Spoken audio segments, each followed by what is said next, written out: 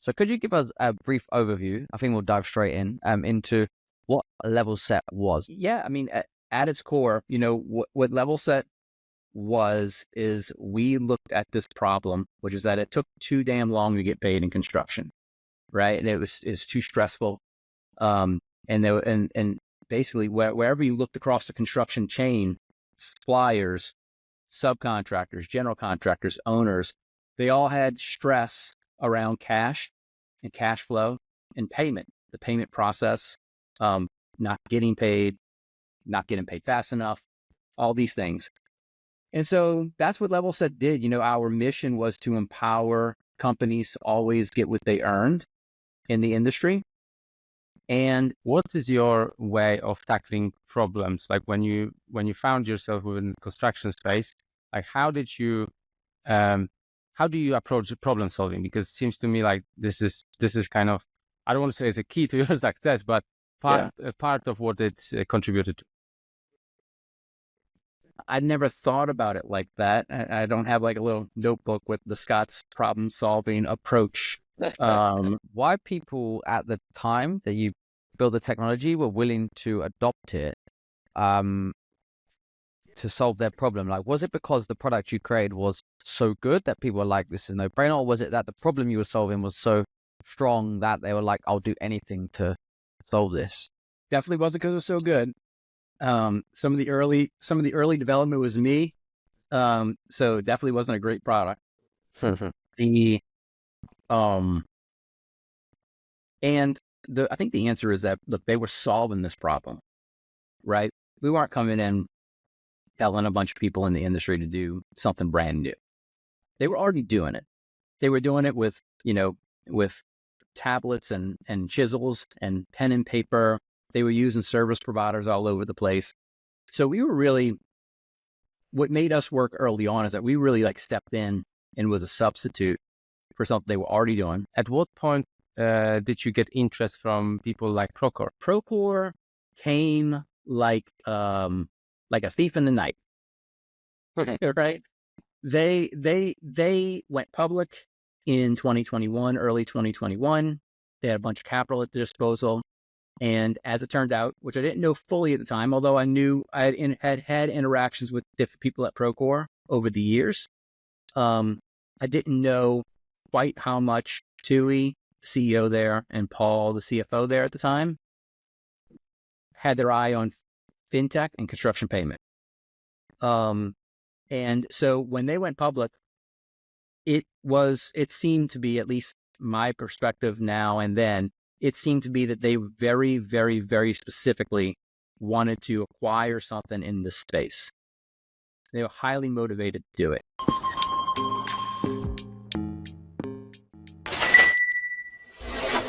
Hey everyone, and welcome to Groundbreakers, where we reveal the stories behind the most successful founders and operators in AEC technology.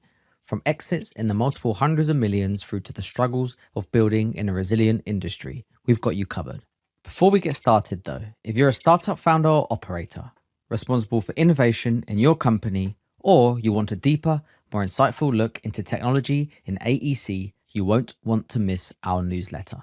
From deep dives into particular technologies such as AI, robotics, design, software, and so on. Hot takes from investors betting big in AEC technology, and advice on building tech companies, including the stories and takeaways of the most successful AEC technology founders. Head over to www.bricks-bytes.com and sign up today to get this exclusive material straight to your inbox. And now for the episode. Okay, Scott. So welcome to Bricks and Bytes. I don't think we need to do too much of an introduction to you because my guess is that a lot of our audience will know who you are, having sold Levelset for $500 million to Procore. So could you give us a brief overview? I think we'll dive straight in into what Levelset was. Sure. Hey, thanks for having me on the podcast. I'm a fan. Thank you.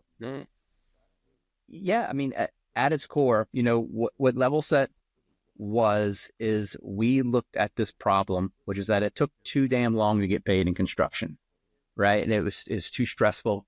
And basically wherever you looked across the construction chain, suppliers, subcontractors, general contractors, owners, they all had stress around cash and cash flow and payment, the payment process, not getting paid fast enough, all these things. And so that's what Levelset did. You know, our mission was to empower companies to always get what they earned in the industry. And so we were a tool that these different people on the chain used for a lot of the steps along the way in their payment processes. Some of those have become famous, like lien waivers, which I used to say that lien waivers have been made very famous. But there's a whole bunch of documents and flows and workflows and processes that these companies have to juggle in order to make sure that they're lined up to get paid and that they do get paid, and what they do when they don't get paid, which happens quite a bit. And so that's what Levelset basically did. How did you come up with this? Have you been watching industry and from the inside out, or from the outside, and you come up with payment is something to tackle, or what was the ideation process in your head? It was an interesting. I was in New Orleans, which is where I still live, and I got my law license for other reasons, not to be in construction, but I got my license the year that Hurricane Katrina hit New Orleans. And so New Orleans was really flipped upside down. A lot of things in my life was flipped upside down. And I found myself in the midst of a lot of restoration work that was being done in the city. And among other things that I was doing, I was opening a law firm focused suddenly on construction law and kind of property restoration law. And it takes a long time to get paid for restoration work. When you have to wait for insurance proceeds and these sorts of things. And so I was getting a lot of clients coming to me with payment problems. And I was finding myself doing kind of the same thing for them and seeing a gap with respect to what I could do for them as an attorney and what they actually needed in order to be in a better situation. And so that's kind of where the idea took root. I had some software background. I had done some software development. I had a bunch of different kind of business experiences in the pile that kind of led me there. But at the end of the day, I had these contractors who were having trouble getting paid, and they basically needed to like get a lien filed and to manage their lien rights. And so I started to build a tool that would help them do that. And that was the very, very, very early seed of it. Was there, Scott, was there one moment where you remember where you were like, you know what, I'm going to do this now? Or was it just like a combination? It happened so many times you were like, yeah, it makes sense. It was a little bit of a combination, but one thing that was interesting is that there's two things to say to that, Owen. One is that as I got, at first, while the seed of it was pretty simple, hey, contractor not paid, contractor need to file lien, get something, give them tools to file lien, like very caveman version of the beginning of the company. On the one hand, I started to see, wow, this lien thing is connected to a whole huge problem and tons of workflows and tons of processes in a very, very big industry, right? So I started to see how like the kind of the flower bloomed there. The thing that made me jump from, hey, at the time I was doing software development. I was helping my parents with a property restoration company they had. I had a law firm. I had this little lien thing. I had maybe 5, 6 pots on the stove that I was playing around with. And it was really like 2 or 3 years of this Levelset thing growing. It kind of grew without me doing much to it to a couple $100,000 of revenue, right? Mm. And it was my wife and I were sitting in a restaurant having dinner one day, and my phone kept dinging because I kept like getting user activity and purchase notifications on my phone. And it was then I was like, man, something's going on over here. And I can't, it isn't like I'm selling my time. I'm not selling hours. I'm not doing projects for money. Here's just this money and this activity that's just coming to me while I'm at dinner. And that was sort of I remember that distinctly. Hey listeners, I want to take a quick break to remind you about the Bricks and Bytes newsletter. If you're interested in learning about the technology shaping the future of construction, you won't want to miss the valuable insights we share each week. To get this exclusive content delivered straight to your inbox, head over to www.bricks-bytes.com and sign up today. Link is in the show notes. Back to the show. I don't know what it took for me to get there, but I remember distinctly that happening. And then from there, starting to put the pieces in place to kind of cut bait with everything else and go focus on Levelset. That's I'm super very interesting. curious, and I have a question that will add tons of value to our audience. But how did the rest of the dinner go? Exciting.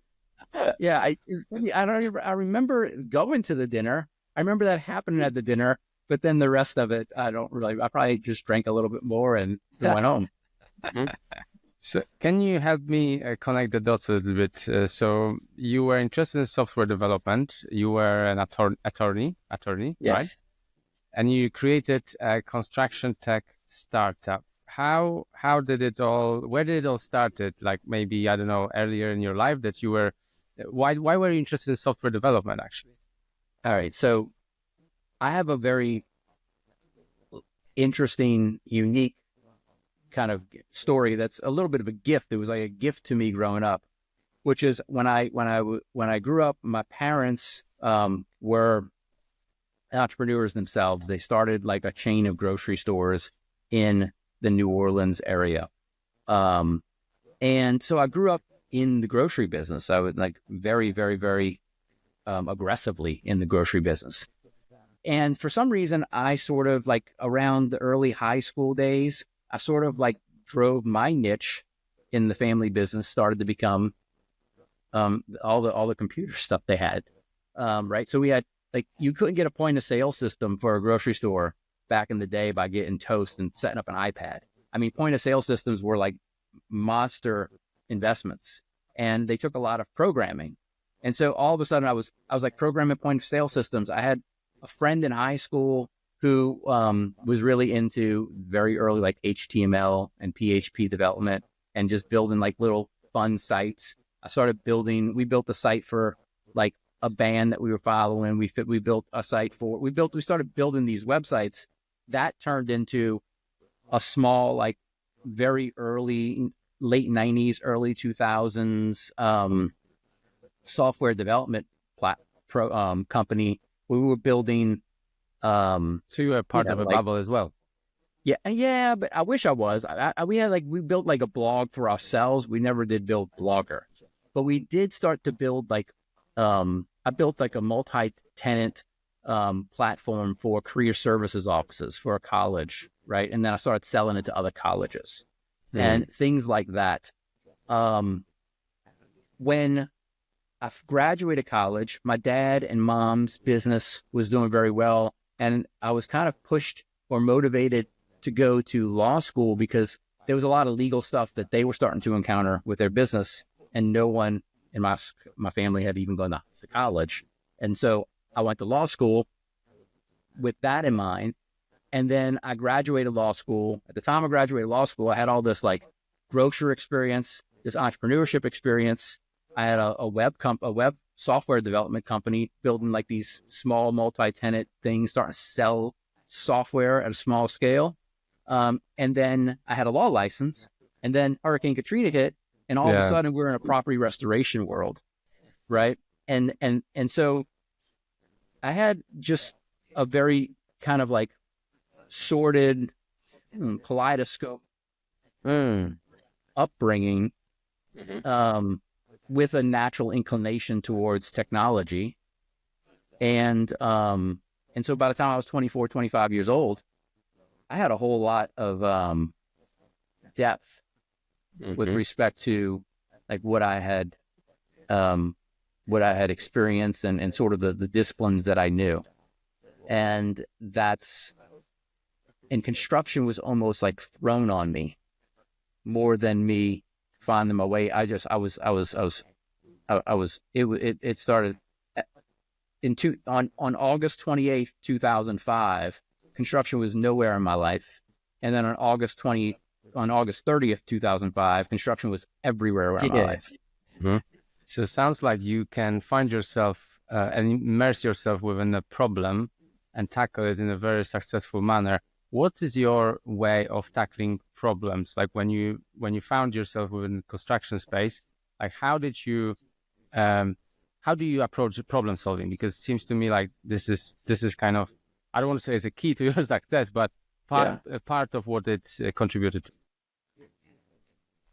I never thought about it like that. I don't have like a little notebook with the Scott's problem solving approach. So I think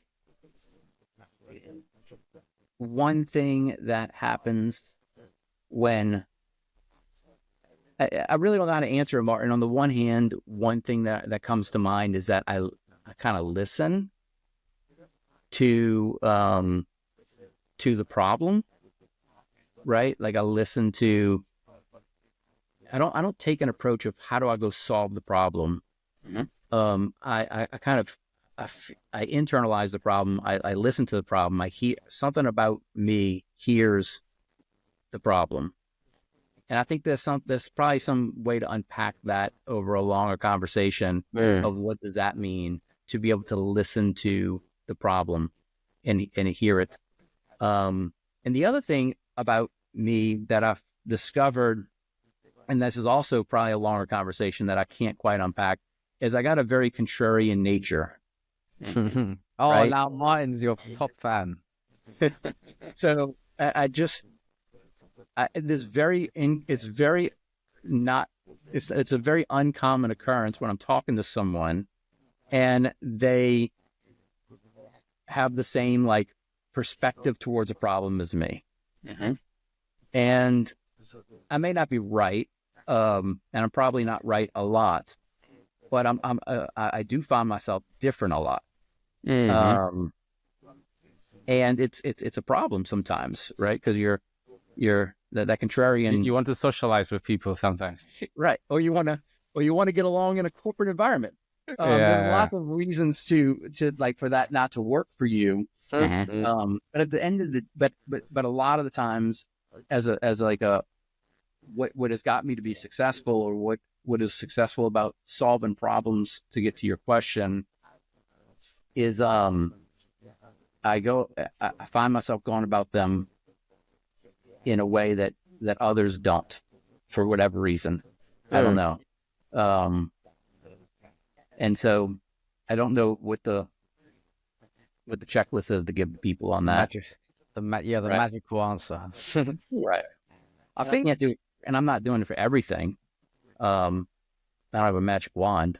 Yeah. What I like about what I see as your background, Scott, and the story is that you have like a very diverse skill set, and they all at that point just came together, which in the end was Levelset. And I think speaking to other people is that are in maybe similar situation is they've experienced a lot of things, and then suddenly everything just connects, and they go and create this wonderful product or business or whatever it might be.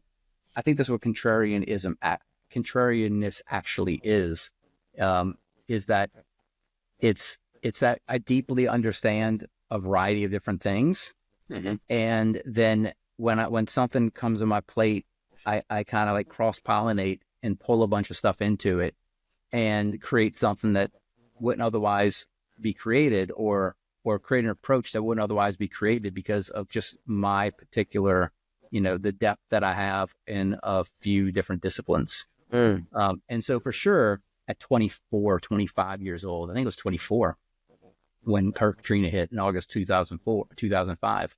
So at 24 years old, I had no right to know and have all the experiences that I had to approach it towards anything, right? But I did, and that let me look at a problem in a way that just other people weren't looking at it. Yeah, but this is super interesting. But I think lots of people have different experiences, but not everyone can do something with it to be consequential and to be changing the environment around them. Yeah, but at the same time, a lot of people have experiences, but there's a great I'm not going to get the quote right. I can't. What book does it come from? It comes from I can't even remember the book, but it says a lot of people get 20 years of experience, and then but a lot of people get 1 year of experience 20 times in a row. Yes. So there's something there, going back to, in my particular case, when I'm 25 years old, I had very unique kind of I had 20 years of experience. I mean, it sounds crazy to say, but I mean, I've been working since I was 5 years old, in different things. And so that's different than another 25-year-old's experience, who, I don't know, maybe worked at an ice cream shop when they were 19 years old or something. So I think that there is, there's something about that with respect to what I did, but there may have somebody else who, becomes a stand-up comedian because of their experiences, and it was completely different. Didn't have to be business or what have you. So I agree with you on the one hand, Martin, of everybody has experience, right? Or a lot of people have experiences. They can funnel it into something. But at the same time, you do need your experiences to compound towards a certain unveiling. And, that's, and then you probably need a lot of luck, and then you need circumstance and all these other things. But I sure hope people aren't listening to try to figure out how to make it all work out, because it is not. There's not really a scientific method to it. Yes. Sure, Before we move on with the construction tech stuff, I just have one last question within this subject. How do you deal with the changing environment around you? In general? In general, yes. Because you're asking very philosophical questions. All of these experiences, because I'm super curious, all of these experiences are kind of different, like law, software development, grocery store, entrepreneurship, right? So these are kind of changing different environments, right? So you must have found yourself very somehow in a way that you done well within those changing environments. I don't know. I'm looking at a notebook because I literally wrote something down about this the other day. It was a quote. I think it was on this. Maybe I don't have it here. Yeah, it is here. There it is, right there. Oh, wow. So, What's going on here? It's not stage. So the thing is that I don't know if I have an answer to your question, because I definitely did not I definitely did not go with that question in mind, going through all this stuff that was changing on how do I deal with my changing environment, right? And so this is a total looking back and just coming up with something for you to answer, because you asked the question. Now I came up with an answer, right? But I did read this book. It's Jacques. I can't pronounce his last name. He was a blind. He went blind when he was 7 in an accident. He was a French resistance fighter in Nazi-occupied Paris. He served some time in Buchenwald concentration camp. He has a great memoir from years ago called "And There Was Light," right? And he says in it that children are much more ready to change their environment than adults. They haven't had time to be smug about the one that they already know. And so that's the first part of the answer, which is I never saw it as change at the time. I'm probably more, now that I'm more grown up, I probably am more smug about the environment I know. And I probably do deal with change a lot less differently.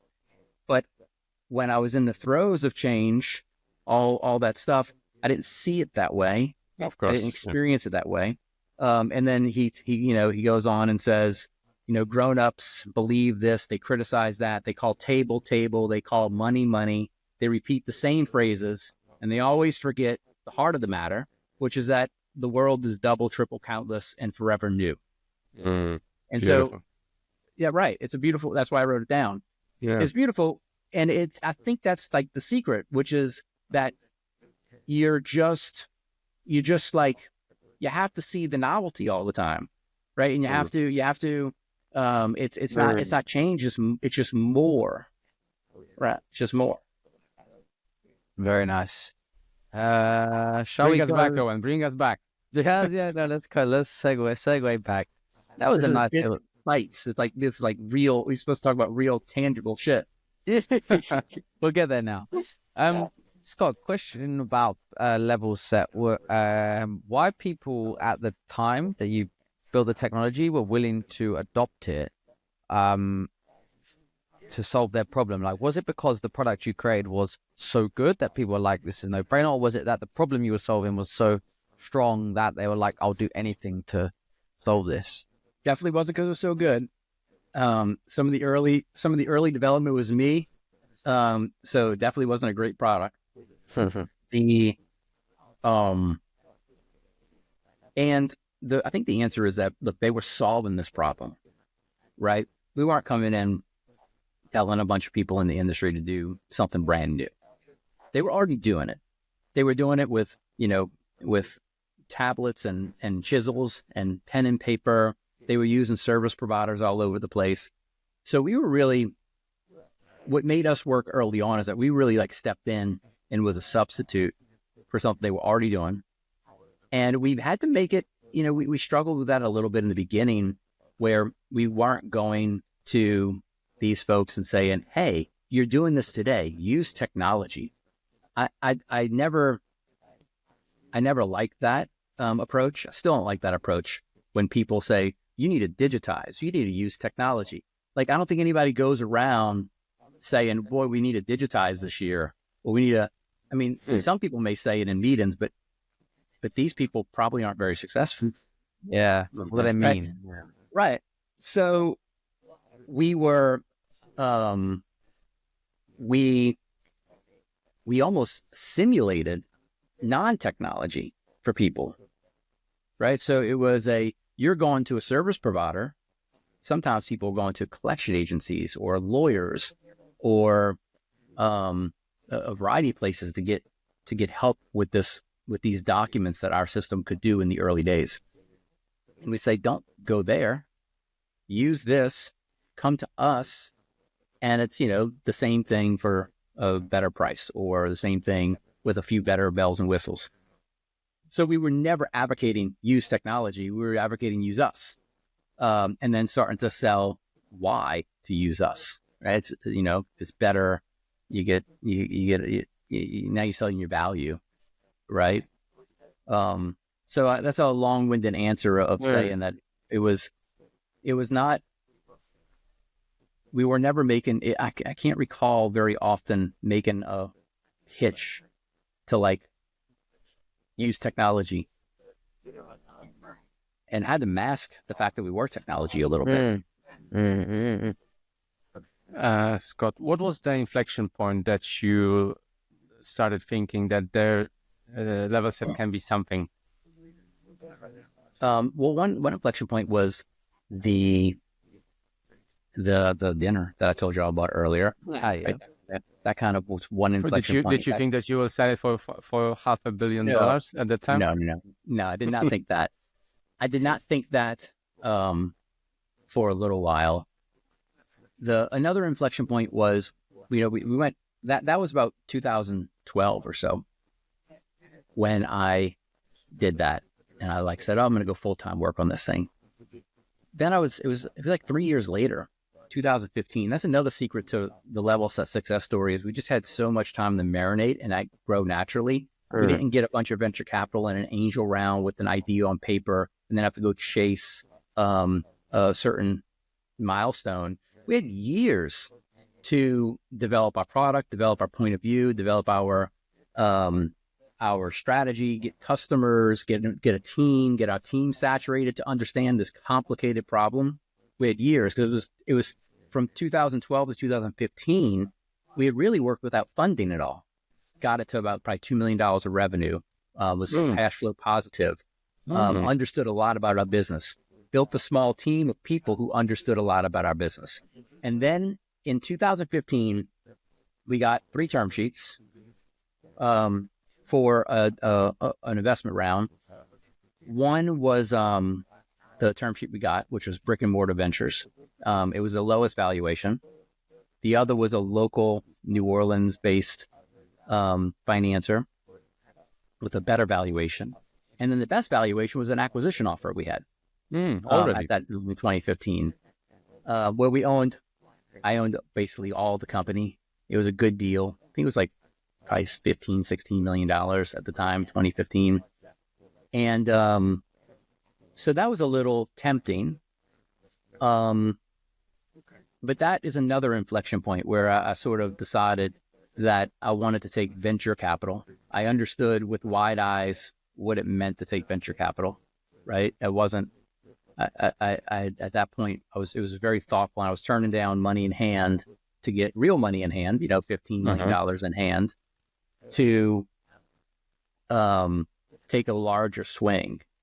And part of the reason why is because at that point, it did feel like there was pretty big opportunity, not just monetarily, but there was a big problem and opportunity and point of view about the category that we saw that I was continuing to see more clearly. And that was another inflection point, making that decision. From there, we kind of like raised, in 16, we raised 5, in 17 or 18, we raised 10, and then in 19, we raised 20 or 30. And so from there, it was a different type of growth and a different type of path once that decision was made. And that would be the second inflection point. After that, it was an inflection. It was just like our ears were pinned back, and then we were riding, we were rolling. Did you how did you convince yourself, or what did you look for at the time, or what did you see that you was certain that venture capital was the path to take? I'm not so sure. Because you were cash flow positive, right? Yes. Yeah, we were cash flow positive. I think. Why did you need money then? Because, and that's an interesting question. I like it. I like the question because I have this conversation with founders sometimes today around the fascination people have with raising money and the way that people go about thinking about raising money. And then sometimes after they've raised money, not knowing what to do with it. The thing that I like about the question is like, why did you need money? You were cash flow positive. And that's actually, I never thought about it that way, Martin, but it's actually, it helps explain to people why they need money if they aren't cash flow positive, which is you should know what you want to do with the money, right? You should know why, when you get investment, it isn't like it isn't so that you can walk around saying I'm invested. It's because you're taking something and you're going to, put it to work and produce something else. You're going to create some value with it. And if you take $1 million, you should have a pretty strong understanding of how you're going to get that to be $7, $10, $15 million in a very short period of time. And that's not easy to do at all. Right?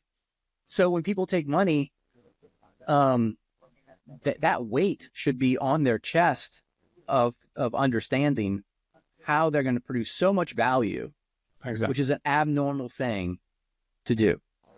And so to answer your question, in 2015, when we were cash flow positive and thinking about taking money, I think that I had just a really strong point of view about what was going to happen with the fintech and construction payment problem and the category. And I was anxious and like tossing and turning in my sleep, trying to get a certain point of view about that I had into the world. And I needed the money in order to go do it. I had so many different things that I wanted to do.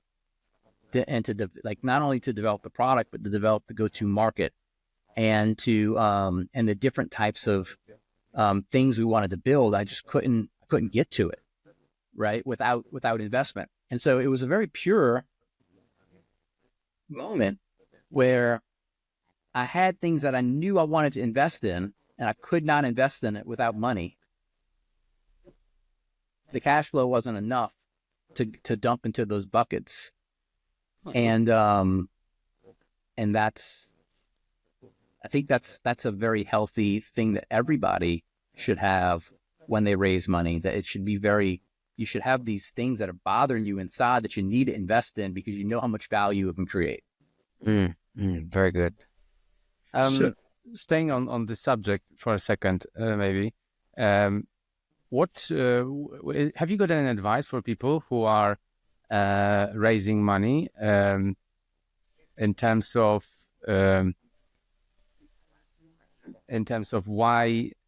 which investor? Sorry, I was going to ask about which investor should they work with, or any tips on that part of the raising money part? Yeah. Like I referenced a few moments ago, the term sheet we took was the lowest value term sheet on the table. And actually, my Series A round was lowest value. My Series B round, I think it was also the lower value. Not the lowest that time, but it was lower. My Series C round, I think, was the first time we took one that was like, they were all pretty much the same. And so the valuation thing was something that I never gamed. And so I don't think that is something to do. The other thing that was interesting about the investments we took, my seed round with Brick and Mortar, I had been talking to them for like 16 months. My Series A investor passed on that seed round. They became my Series A investor, so I've been talking to them for like 24, 36 months. My Series B round investor, S3, we had talked to them for probably 24, 36 months. They passed on the A round. Mm-hmm. And so the other thing that's interesting, in addition to the not gaming the valuation, I was also very well acquainted with the investors that I put on the cap table. Haven't updated them for months and months and months and months and months. Haven't gotten no's from them before. And when everything was said and done, when every time we put more money into the business, and every time we had a board meeting, every time we had ups and downs, there was a whole lot of alignment between what I wanted to do with the business and like what these investors had signed up for. And this investor founder fit is so important. And I don't know how you can do it. I don't know how you can find that investor founder fit if you only run a 4 or 6 week investment tour, which some people do. Yeah. So I don't know the exact secret, but I do know that, and now it's easier for me if I were to go start something else, if I were to get involved with something, I have a much deeper Rolodex of investors now and people that I've worked with. So it'd be easier for me now. So my advice doesn't really apply to me now, so to speak. But on my first rodeo, looking back, one of the things that, you have to have lots of luck go right in order to sell your company for a lot of money. You got to, the market timing has to be right. You have to get, everybody has to stay healthy. You have to, there's lots of things that have to go well. But a piece of luck that I had was that I had extraordinarily good investor founder fit. And if I were to dissect that, I guess one thing I would attribute that to is that I spent some amount of time from the very, very beginning, had a folder on my computer from very, very early days called Investor Relations.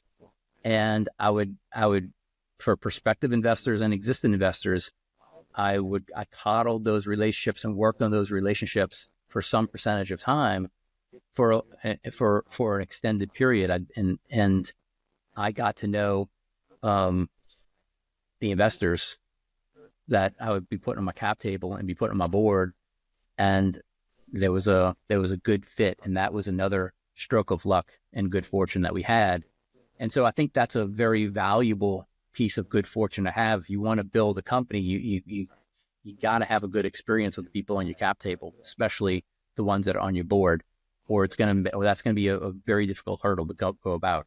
I used to say one way that you can really screw up, the one way I could really screw this Levelset thing up is if I capitalize it wrong. And I think that's true. Can you explain that? You have to, whenever you do anything business-wise, you got to capitalize it, right? You might capitalize it through your cash flow. You might capitalize it through taking mortgages on your house.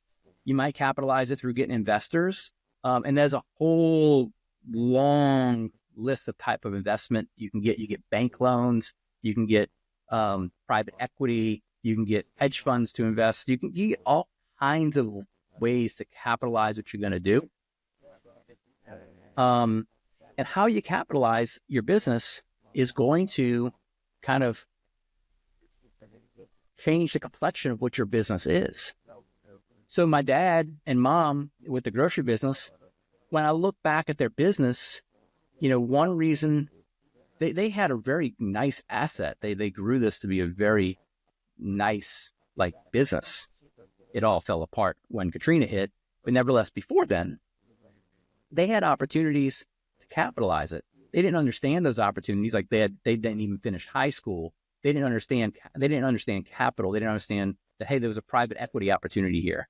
If they would have understood that, they could have capitalized that and turned it into probably a pretty large regional chain, or like a Buc-ee's, or there's lots of examples of these things. But they cash flowed it, and that made them business owners, and that changed the complexion of the business a great deal, right? I went venture, and that meant that we were, a much different, the complexion of our business was much different. We had stock options for everybody. We were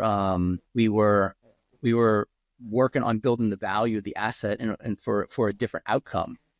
I talk to other companies that maybe I'm an advisor to or what have you, and they might have more private equity type funding. And now that's a whole different, they're much closer to the vest with the equity that they share.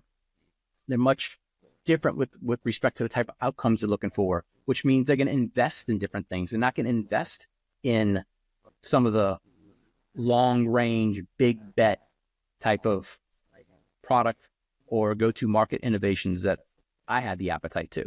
So if I was cash flow in the business, I could never invest in the things that I wanted. If I went private equity, I probably couldn't have invested in the things that I wanted. And so if I would have put one of those, if I would have capitalized it wrong, if I would have got debt on the business, or if I would have got private equity in the business, I would have capitalized Levelset in a way that conflicted with the things that kind of I thought the opportunity was. And I would not have been able to capture that opportunity. And I capitalized the business with Procore.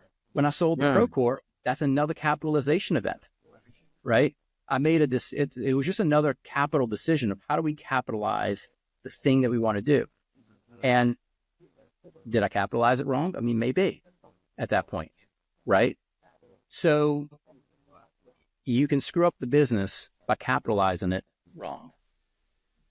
Like it. I will shift motion slightly now. What was Levelset's go-to-market? And maybe more specifically, what tools did you employ to identify your ideal persona? Well, those are different questions. Okay. Go for the first one, then we'll get to the second one. All right. The go-to-market was unique. And at the end, I mean, I guess the simplest way to describe it, I guess, is a blend of content marketing and maybe product-led growth type, PLG type go-to-market. So the best way to explain how Levelset really got customers is to use some analogies. And the analogies I use is WebMD and Zillow / Glassdoor and DocuSign. So yeah, those are the companies that everybody understands. Let me explain it. So with WebMD, if for the longest time, and probably still, if you have a symptom of something, you have a headache, you search headache, and now you're going to get, this WebMD is this encyclopedia of absolutely every ailment you could possibly have. And that's a content marketing play. And we did that very much so with Levelset. We were every single thing you could think about with cash and payment stress, right? We had the WebMD page for it.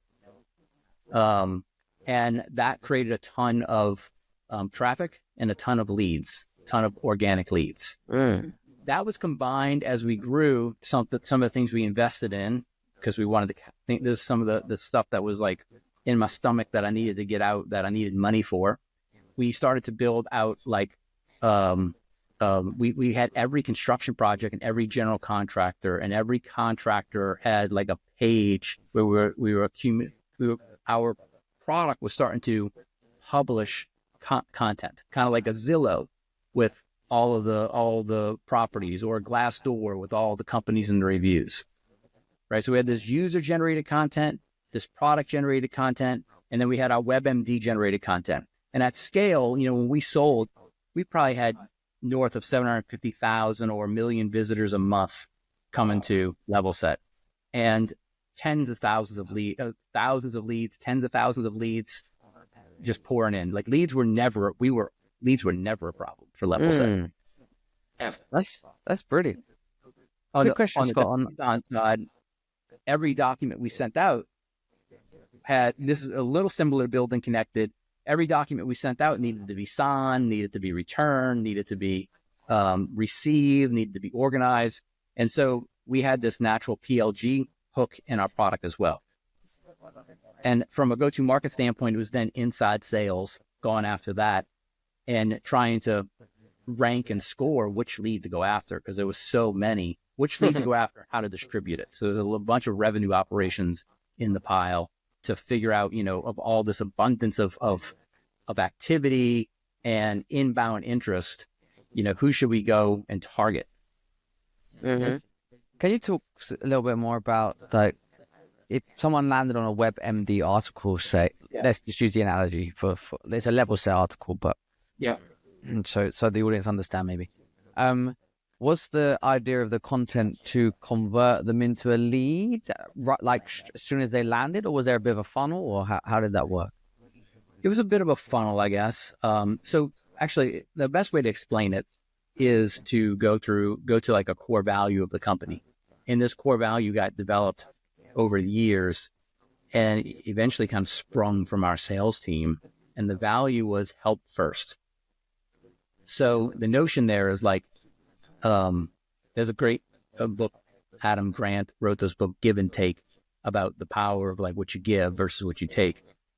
And from as far as Levelset was concerned, I mean, even the name of our company, you know, we had all this angst about the power dynamics construction and the access that so many people had to justice, or to legal help, or to knowledge, or to all this stuff had to be level set in the industry. And so built into everything we did was we wanted to help. And we felt like if we just help people with this problem, they have tons of cash stress, tons of payment stress. And when they come to our site, they're in pain. They have a headache. They have a stomach ache. They have eye problems. They have all these they have all these health problems. And we want to help and just like swaddle them with information and tools to help them. And then after that, that's when we were interested in getting them to kind of proceed down the funnel. So where a lot of people, I think, make mistakes with content marketing is that they don't have that help first mentality. They like get into a meeting and they say, I want to have content marketing. And so they start thinking about how they can get leads. And we pay me. Right. And we very naturally from the very beginning thought about how we could help. I love it. And the leads sort of just came because you provided truly helpful stuff. And then it was a funnel. Then it was like, it got sophisticated in the out years where you had different levels of content. So you would have, like this is content marketing 101. It's like you have top of the funnel content, you have middle of the funnel content, you have bottom of the funnel content. When somebody downloads the top of the funnel content, you kind of nurture them to go to the next stage.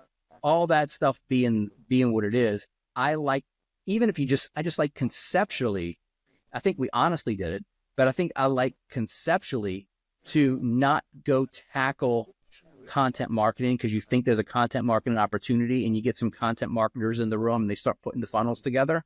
I think I like going tackle the problem, and saying that there's a lot of help that people need here, and let's be the smartest people in the room about the subject, and let's empower people to get the help they need.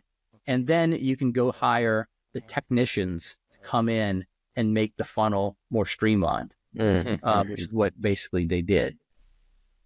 When did you become so sophisticated with, at what point in the business you become so sophisticated with this marketing strategy? What do you mean by sophisticated? You mean like when did we get the technicians really involved? Because this strategy, you understand. Yeah, you mentioned that you had like so many leads, yes? Yeah. That you couldn't even cope to deal with them. Yeah. Was it a byproduct of your action, or you were kind of doing something and suddenly it became apparent that that's the way to get leads in? Maybe a way to describe how we got there is, and this is like what's interesting about, this is why I like business so much, is that they, and why I like making Levelset so much is it almost like is an externalization of the founder, of you, that no one else could have made Levelset. Other people can get it. There's a lot of construction payment stuff out there, but no one else could have made Levelset. Sure. And the reason why I say that is if you just rewind the tape to when you put me at 16 years old, and I'm like one of the first bloggers in the world, right? And I'm building, like I said, I didn't build Blogger, which kind of annoys me because I was in the world. I was just maybe a little too young to think about it. But I was like doing it. And I built Blogger, but just for me and some friends. I didn't build Blogger. And then when I got my law degree, I was like one of like 5 construction law bloggers in the country. I know them. I can name them. I'm still friends with them. Yeah. Right. So all my law clients came from blogging. As a matter of fact, the first year I graduated from law school and got my law license, I created my law blog, which was brand new. And I sued the Bar Association, the Louisiana Bar Association, because they passed an advertising rule that restricted blogging, among other things. And so I sued them on a constitutional violation. So I was like, freedom of speech. Content was like just, I don't know. It was just the way I saw the world, right? This is like the very early days of HubSpot, when HubSpot was very, very tiny. Like I don't even know if HubSpot was around when I was doing legal blogging. So this inbound marketing phenomenon that happened, I was on the very, very, very front end of it. I understood it very well. It was bred into every little venture that I did. And so when Levelset started, there was like one of the first things I did with Levelset was I went and read all the laws state by state by state around.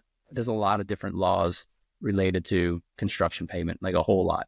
And so I read them, I summarized them, and I published them. And I had a summary for like every state. And then I had a sub-summaries for every state. So Levelset actually probably started as basically a blog or content and then became a product. I mean, there's a little bit more simultaneous than that, but not much. Mm-hmm. So it was very early on. It was baked into our DNA, which is another reason why it's hard for me to get into a company. I get on the board or become an advisor and like, we should do some content marketing. I'm like, oh man, y'all have you should, everybody should. but you really need to figure out, what's your DNA for how your go-to market is going to be special and really be special at it. Martin, shall we go to why Procore? Yes, I was going to ask about that. So at what point, I don't know if the question should be at what point you started, maybe instead of asking at what point you started thinking about selling, I will ask at what point did you get interest from people like Procore? Okay, so we had, like I said, we had an acquisition offer before we ever took venture capital. We actually, for a business, we had a lot of acquisition interests along the way. Some soft, right? Like, corporate development and what have you. Some overt, like the term sheet we got from a company in 2015. We were almost, those term sheets were almost like they were what they call they were unilateral. It wasn't like I didn't get an investment banker. I didn't go talk to people about selling. It was just, I think one thing that was special about our company, and one of the reasons why I wanted to take capital to begin with, is it was a category that I saw it coming from a mile away. And that started to turn out to be true, where other companies always thinking of, like, the Procores and the other companies out there were thinking about fintech. They were thinking about construction payment. They were thinking about how they were going to get into it. And so we were always kind of traveling a road that had this interest. We weren't trying to force the world into thinking that this category was important. It was a matter of time, almost, it felt like. But I never wanted to sell. I was never going to corporate development officers. I was never going to investment bankers looking to package Levelset. Is this the time to sell? Is this the time to sell? That never crossed my mind. I really was working very hard on trying to make the category come to life according to my own vision of it. I was really, really working hard on that. And that's like a singular mindset. Procore came like a thief in the night, right? They went public in 2021, early 2021. They had a bunch of capital at their disposal. And as it turned out, which I didn't know fully at the time, although I knew I had interactions with different people at Procore over the years, I didn't know quite how much Tui, the CEO there, and Paul, the CFO there at the time, had their eye on fintech and construction payment. And so when they went public, it seemed to be, at least my perspective now and then, it seemed to be that they very, very, very specifically wanted to acquire something in this space. They were highly motivated to do it. And then they came knocking, and they came knocking pretty hard. And they were told no 2 or 3 times. And Why? they kept, Why? because I didn't want to sell. I wasn't. We were about to work on we were preparing the deck for like a Series D. We had a lot of interested investors. We had a lot of stuff like turning green. We had a lot of lights turning green in our company around our go-to market. Was really starting to take off. The amount of leads we were getting and the traffic growth was really starting to take off. The type of content we were producing from our product was taking off. Our PLG stuff was taking off. We had data. We had a data graph that was really getting interesting, using a lot of machine learning. That was the term that you used before all this AI junk. Right? We had a lot of machine learning coming up with really interesting stuff. We had a lot of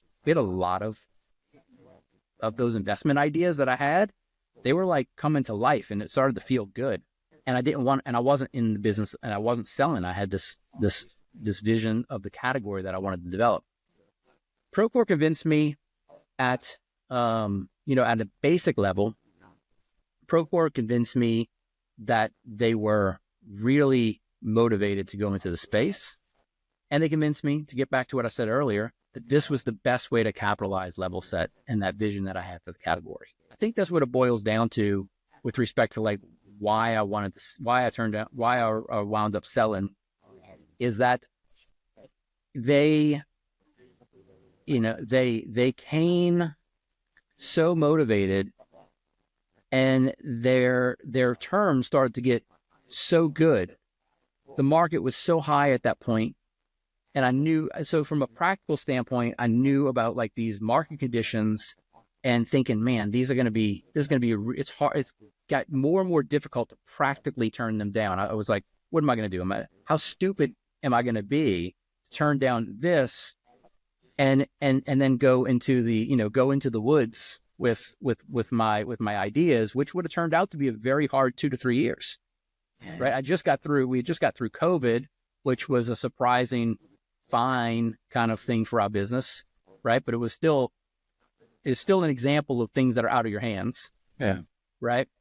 And so I had the practical things weighing on me, and then I had them convincing me that this was the best way to capitalize the business. They convinced me. They convinced me. They sold me. And I was like, this is the best way to capitalize this vision. And so that's ultimately what got me over the hump. Mm-hmm. Can you give us a flavor of your thinking at that time? Why wouldn't it not be better to capitalize through IPO a business like Levelset? Well, you have a lot. It's a hard question to answer because I still rummage through, like, why wouldn't it be? It's hard. Like, don't get me down that rabbit hole, Martin. Why wouldn't it be better to capitalize it through an IPO or Series D? But you must have considered it, right, at that time. That should I not go? You must have considered it at that time. I wasn't considering IPO yet, but I was considering but sometime in the future. Like, yes, I think you never know what wolves are in the forest when you go whatever decision you make, right? So there were multiple decisions, and I knew one thing I was aware of: sitting there in the chair, deciding whether to sell or to go a different direction, is that whichever direction I chose, there were wolves in the forest that I didn't know of. Thinking that if I said no to Procore, then I was going to get an IPO, or that, I still had to get all the things to line up, all the luck to go my way, had to capitalize the business correctly, had to have investors found the fit, had to execute, had to have the market conditions stay the same and go better or go well. So there's lots of things that I knew. So I tried to level set my decision at that point of saying that none of them are foregone conclusions, right?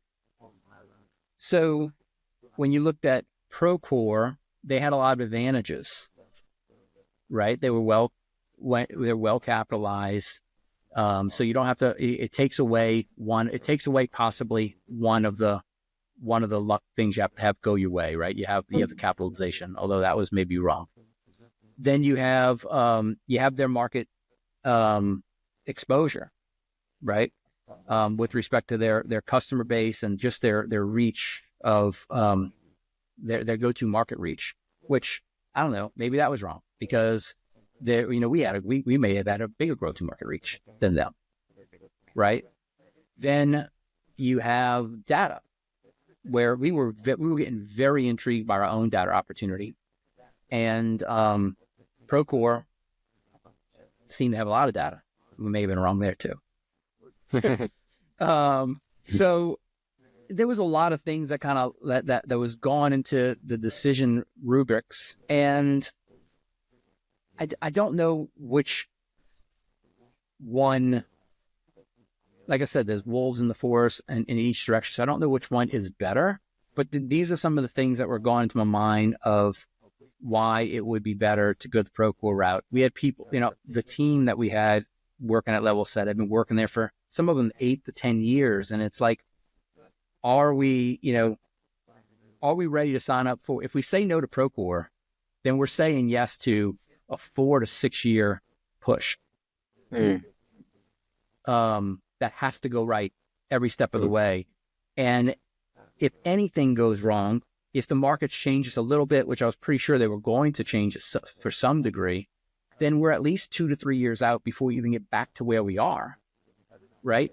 And when you get an acquisition offer like that, which was basically all cash, it had stock on top of it. Yeah, so it was more than $500 million. We had $20 million in the bank when we closed. There was a $75 million stock package on top of it that got distributed to the team alone, didn't distribute to investors. So when you look at a spreadsheet of how that falls into people and the amount of money that a lot of people are getting, then you have this whole human thing. Wow, I'm making a decision, and now this is money. This is real money that's going to go into a lot of people's hands who've been working on this for a long time.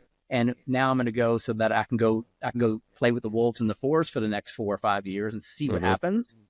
There's a lot of, the head starts to get very dusty when you have an acquirer like a Procore who comes with a big purse and comes very aggressively, says they want to do it, says that they have a very big vision in the space, wants to capitalize you to go build it in that category, wants to handsomely compensate everybody for it.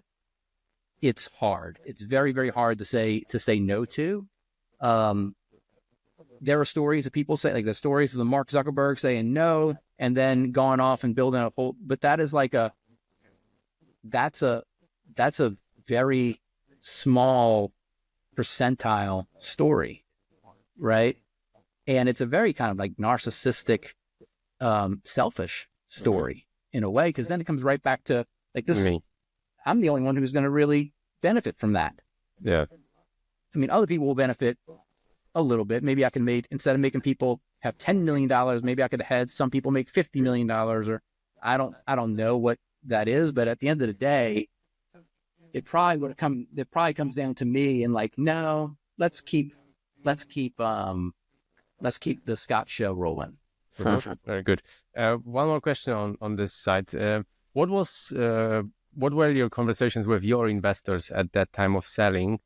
And maybe if you can help some other founders being, I don't know how many of them are in a similar position as you, just about to sell a company, like how people should navigate this process with their investors. Are the investors pushy or want to push the founder to selling, or how does it look like?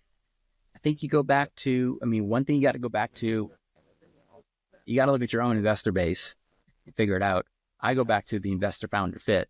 The ideal situation that you have such great investor founder fit that you can have good conversations with your investors. I had, maybe the only investor that was a little saucy was our Series C investor, because they had just put the money in, right? But even they were going to wake up with like a multiple return overnight, basically, right? So it wasn't terrible. It wasn't a bad situation for them. So here I am. I'm sitting here with a good situation for everybody. The Series C investor was the most saucy because they wanted a little bit more they wanted a little bit more returns. But the other ones, and even they were very, because I had such good investor founder fit, they were good partners to talk to. But everybody, I had very smooth conversations with my investors, and I was fairly open with them throughout the process. And I think that was, and I knew which ones to be more open to than others as well. I knew which ones would be the better counsel for it, I guess. And I think that's what's like advice to other founders. I think you need a kind of, your best case scenario is that you have extremely good founder investor fit, and you are on the same page with the investors throughout the process. If you don't have that, then you need to know where everybody is on which bases they all cover. And you're going to have variety in the pile. Especially on some of the longer tail, like the people on your board are probably closer than some of your longer tail investors who, they're not keyed into everything that's going on. So you got to make some calls there about how much you tell the investors and how you talk to the investors to try to get help. But at the end of the day, the advice that I have is it's not about you, right? And it's not about the investors. As if you're a CEO of an organization that has investors, and you're a CEO of an organization with a lot of different stakeholders. You have employees who are stakeholders. You have your investors that are stakeholders. You probably have hundreds at our stage. We have hundreds, maybe close to 1,000 different individual stakeholders, and so you have to kind of like rise up a little bit, and your decision making is for a whole diverse group of people. The investors are some of those people, and they do carry a lot of importance because some of them have rights to like reject the deal and stuff like that. That's written into the documents. But even those rights, they have to do with fiduciary duties, right? And so it's a weird moment, and it depends. Some people get acquired in bad circumstances, right? There, like some people have acquisition things happen, which are like down rounds or down. Like it's not a great outcome. Some people have great outcomes.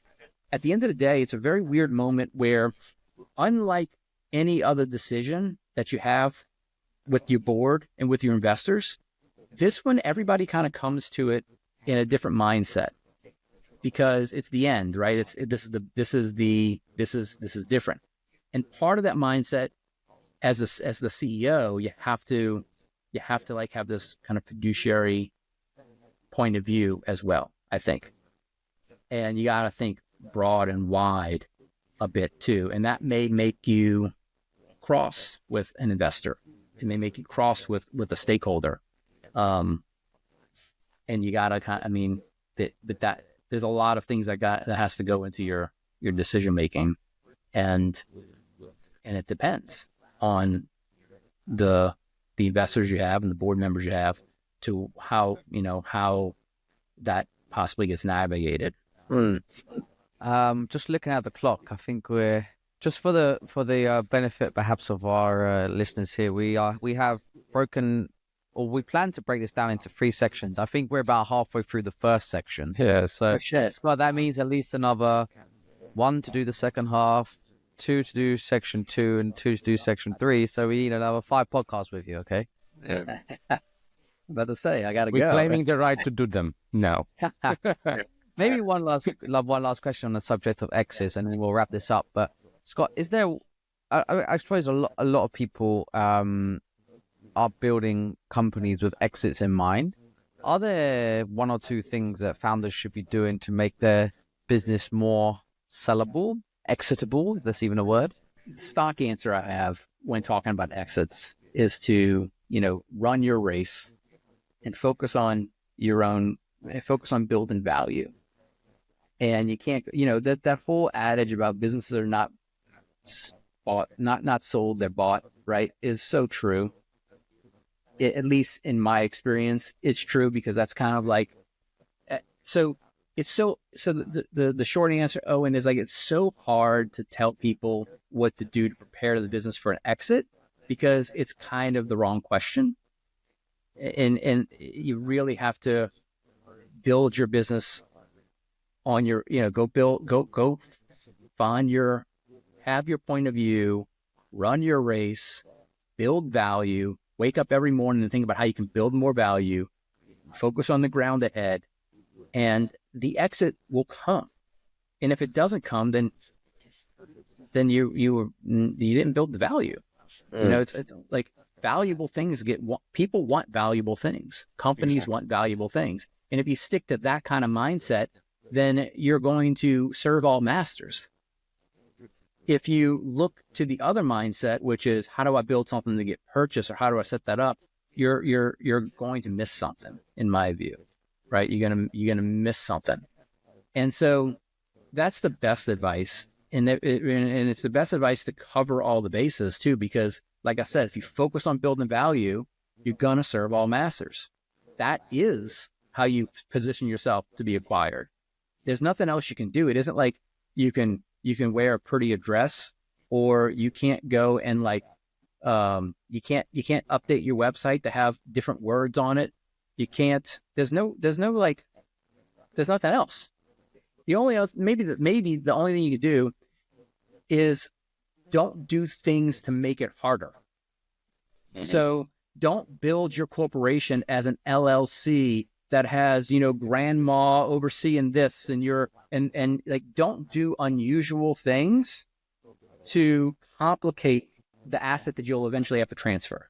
Mm-hmm. Hey. So there's probably, and if I sat down and thought about it, there's probably a long list of things not to do. Mm-hmm. Right? How do you stop yourself from complicating the, what is that Charlie Munger quote? Like, all I do to succeed is avoid the different ways I could be stupid all the time. So I just always look for ways that I could be stupid. I don't do those things. It was like inverse thinking. Right. There's probably something along the lines there of ways that you can make yourself more attractive in an exit, because when it comes down to an exit, these transactions, like once a transaction shows up, like Procore, there's 100 reasons why it'll fail. Like 100 reasons why it won't happen, right? Most of these deals don't go through. And so you want to avoid all those reasons.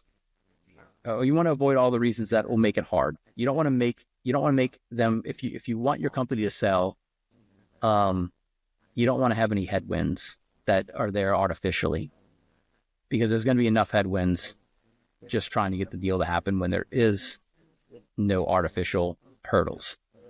So I think that's the advice I would have, is like, focus on building value, because that's going to serve all masters, and then avoid stupid things that are going to make you more difficult to acquire. Mm-hmm. Very good. So I just wanted to maybe ask as well, was Procore the only one who was willing to buy it at that time? No. Procore came to us, and at that point we had to kind of like figure out what to do, because one thing you don't want to do at that stage, at that scale, it's hard to sell your company in a fiduciary nature without going to get more market pricing on it, for example, right? So Procore, by coming to us, they had an extraordinarily big advantage in that they kind of dreamed up. It's like when you go sell to an enterprise customer, you want to create the RFP, right? If you create the RFP, it fits you like a glove a little bit more than the competitors. So Procore kind of created the RFP for Levelset. You know, they had come, they had made it around the track 2 or 3 times to even get us into we're thinking about acquisition now. We're thinking about M&A now. And by the time we woke up and said we're thinking about M&A now, we had to go and say, well, there's other buyers out there. We have to at least go talk to them and check in with them. We did, and there was interest. Actually, again, I had an acquisition offer in hand for more.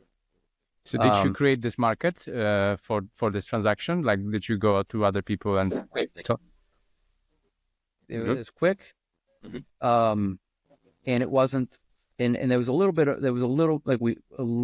of formality with it, but it was very, we created a little market for it, a very fast market to test the market. Got some bites, got another term sheet. It was a little bit more, not a lot more, but a little bit more, and slightly different terms. So it's hard to measure more because there's always different things, certainty of close and cash versus stock and all kinds of different notions. But we did create a little bit of a market in a hurry. Okay, last quick question from me, if I can. Are you happy with where Levelset is right now within Procore? Is it still providing value to customers as you wished? So I don't know too much about what I know. There's a vision that I had, right? That I wanted to see exist in the category. The core product itself is still being used by customers. I'm not too sure how much gets invested in these days, or what its future is, and I'm not there, right? So and I have nothing but non-disparaging things to say about Procore and the people. So there were things that I would do differently if I was working on this still, for sure. But it's got, it has a life of its own now. It is, it's folded into Procore and their vision for the construction payment problem and the cash and payment stress problem that exists there. And that vision is different than my vision, but it definitely is, it's definitely the next 5 or 10 years will continue to have, and the other thing it's interesting, because let's take a step back and maybe end with this, or if we're ending, but if we're ended on this question. One thing that's interesting that happens when you succeed with a company like Levelset succeeded, and it didn't necessarily succeed because it got bought, and it didn't necessarily just get bought. I see there's another company that I'm involved with a little bit as an advisor, who does something very competitive to Levelset called Handle, which came about after Levelset. Autodesk, after Levelset got purchased by Procore, Autodesk bought this great little company out of Australia called, it used to be called Progress Claim. Now it's called PayApps, right? Yeah. You see Pay. And there's a cool company out there in Australia right now called Early Trade. And so Sightline came about after Levelset and started doing stuff for subcontractors in regarding payment processing or payment documents. And so I can go on and on and on about the landscape of construction payment and the cash and payment stresses out there and how it's being solved. And it's all not being solved precisely like my vision for it would be if I was still at the helm and still running Levelset. I would be doing things still that would be different than these other people. But there's little pieces of it all over the place. And the landscape that exists today, whether it be at Procore with Levelset or some of these other companies, is night and day different than what it was when we started Levelset. Night and day. So, when it all is said and done, it all is going to, the waves keep crashing against the shore, and the next 5 or 10 years is going to have a lot more progress and a lot more invention around how we solve this problem.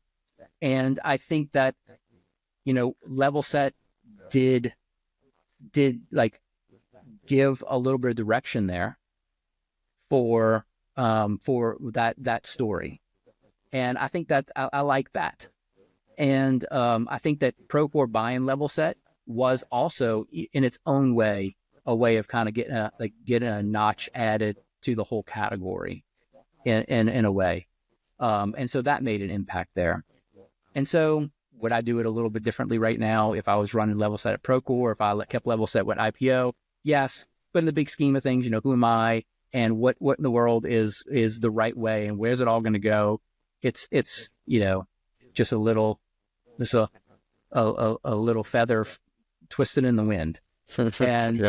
And so it's different than I would want the way it is today. But at the end of the day, it's also, it's also good, and the category is safe and sound and progressing.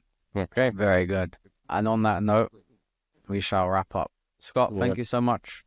Thank you. Yeah, I had fun. Thank you. Very rich and enlightening, and learned a ton. Thank you. Good.